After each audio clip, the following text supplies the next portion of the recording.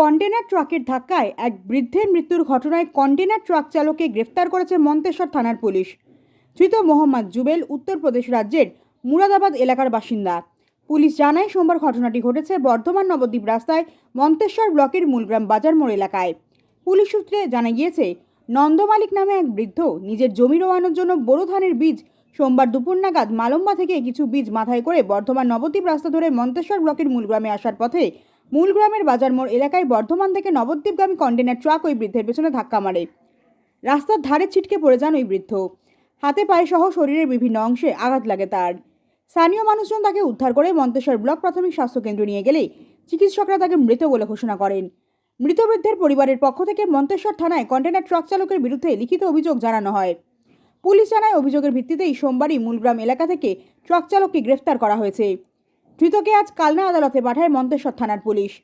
এ বিষয়ে এলাকার এক বাসিন্দা আমাদের কি জানালেন, দেখুন।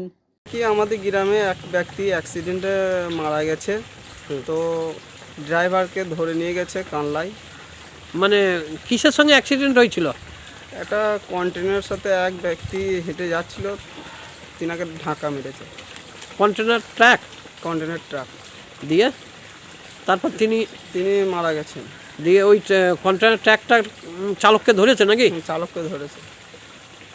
দিয়ে কোথায় নিয়ে যাচ্ছে? কানলা নিয়ে গেল। কোন থানার পুলিশ ধরেছে? মন্তেশ্বর থানার পুলিশ। ওনার বাড়ি কোথায় জানেন চালকের? ওনার বাড়ি সবাই বলছে তো ইউপি। নাম জানেন?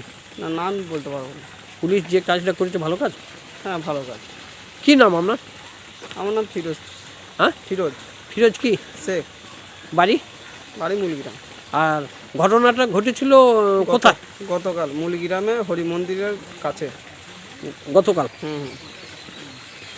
পূর্ব বর্ধমান থেকে জ্যোতির্ময় মণ্ডলের রিপোর্ট, সুন্দর বাংলা নিউজ।